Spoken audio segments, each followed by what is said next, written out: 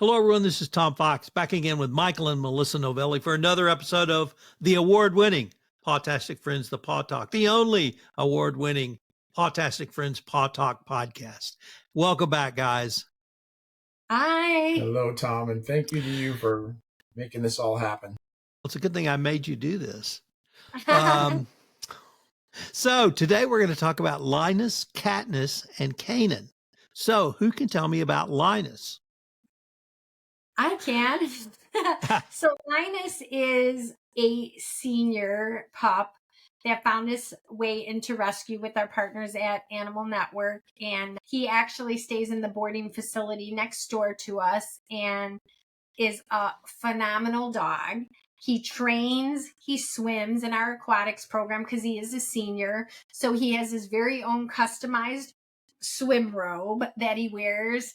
Volunteers transport him to swim, and the water is very soothing, and the low impact exercise is really good for his joints and his muscles. Sweet dog would do great in a home with just about anybody. He does need to be your one and only dog because he wants all the attention, and as a senior he deserves it. And seniors rock. He's awesome. And he's 10 years old, and he doesn't act like a senior. He comes Wednesdays to nosework class with Cindy and Lauren, and what a champ in the nosework. So if people go onto the Facebook page, Cindy does the live videos, and you can see the dogs and Linus. I mean, chicken cheese, just so smart and a very affectionate dog, loving, happy dog, and living in boarding. So just needs a chance. Would a senior dog be appropriate for a senior person? Absolutely. Yeah. Melissa, you talked a little bit about the benefits of the aquatic work, but I wanted to maybe ask you, does aquatic work help a dog build confidence beyond the soothing and being in the water? Are there other benefits to aquatic work? Yes. So Canine Aquatics, they're a phenomenal group, and they partner with us and do swim sessions. We do 28 swim sessions a month.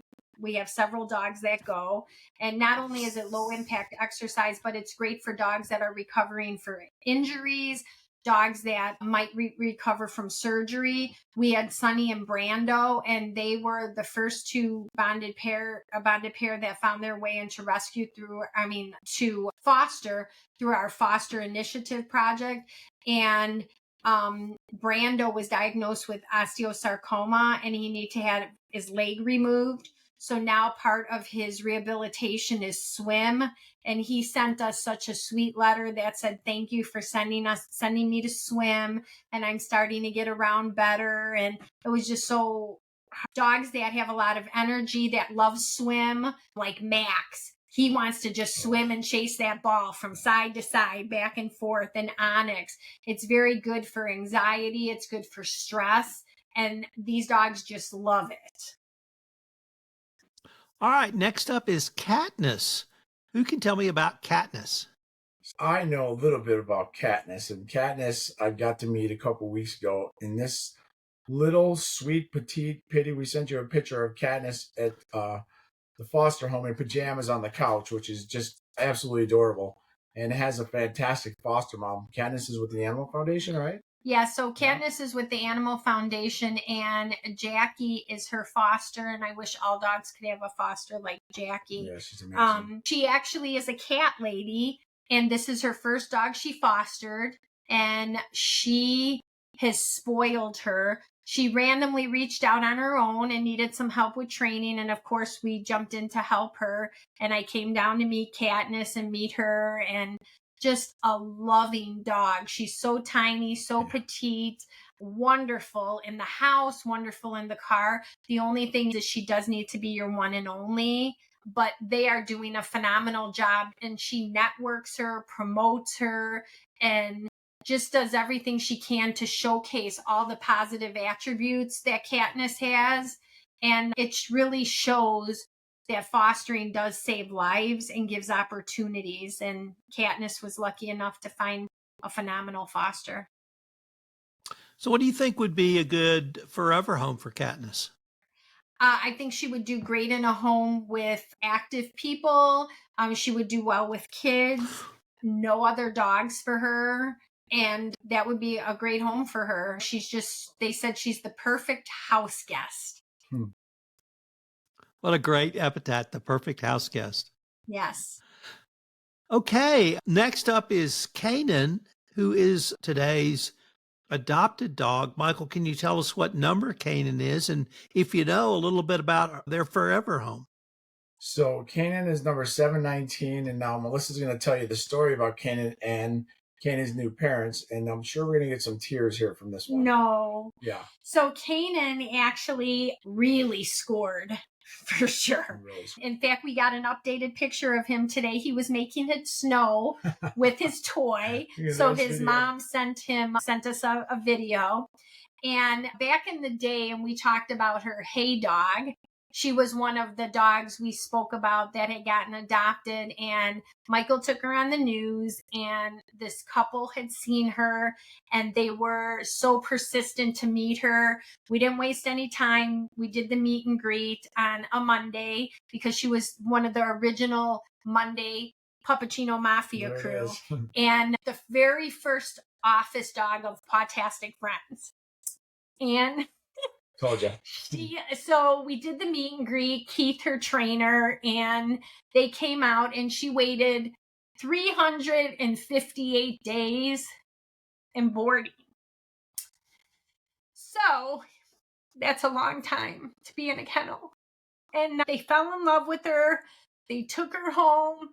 They loved her. We got updates. She went to the beach. And she was in every calendar we had here with Pawtastic Friends, every calendar. They never missed one, except for this year. And I was wondering if maybe they were just busy.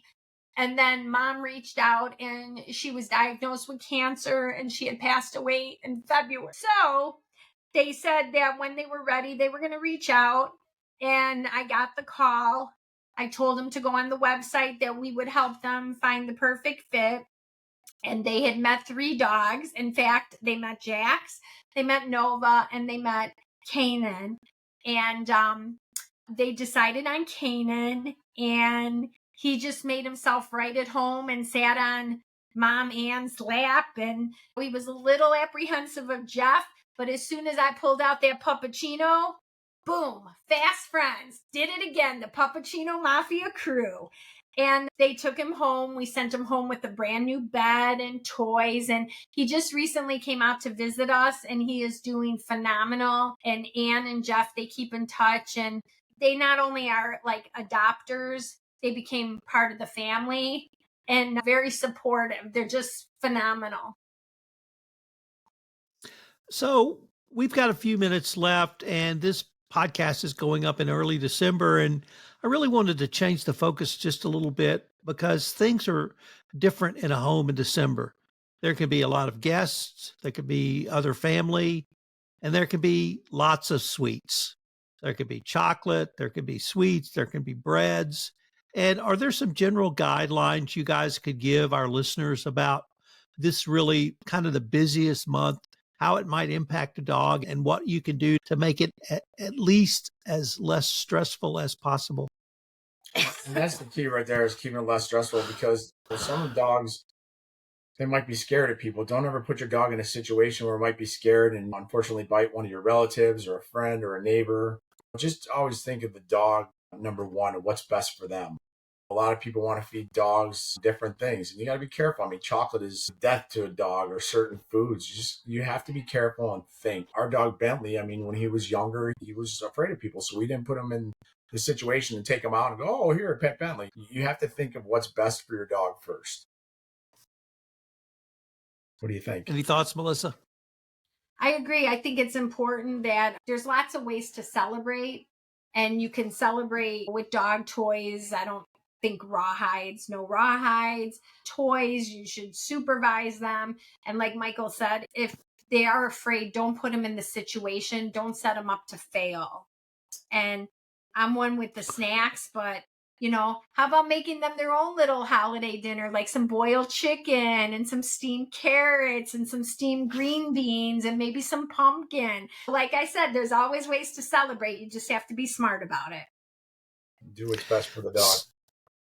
If we move over to our human friends, You guys have some great gifts on the Pawtastic Friends site that would make great gifts over the holidays. Could you tell us a little bit about your swag, your apparel, and really what's available to celebrate Pawtastic Friends, but also bring some money in as well? The key to running this place is raising funds. We don't get any government funding. Melissa and I, none of our volunteers take any money. We both work full time. A lot of our volunteers work full time or are retired. The only people who get paid is the landlord, the utilities, and our trainers. They have to pay their bills. So we have opportunity for people to donate. It's about $250,000 a year to run this life-saving and life-changing center. So we have donation links on there. Or if you want to wear Pawtastic Friends hats, we have shirts, We have beanies. we have everything. We have joggers. We have a little bit of everything. We just dropped some new gear with Pawtastic Friends heart, some 3/4 sleeves. Yeah, we have the heart collection. We have there's the a lot. words collection. You could always celebrate that survivor with breast cancer with our breast cancer shirt. And we donate a portion back to the Las Vegas Breast Cancer Warriors, another outstanding organization out here. We have the beanies, the joggers, the zip up All hoodies. different kinds of We're hats. like Victoria's Secret, Tom. Yeah. We got the classic collection. We got the heart collection. We got the sport collection. Yeah. We have the words collection. We have every collection you could think of. So your donation is actually going to get you some really comfortable apparel. I know your missus has a lot of the apparel that she loves. And what's great about that is when they order from the website, we'll ship it right to their house or office. It's that easy. Just click it, put your credit card in. You're saving lives of rescue dogs. And you're getting some cool swag. Yeah, for you or a friend. Yeah. All right, guys, that wraps us up. Thanks so much. Thank Thanks you. so much, Tom.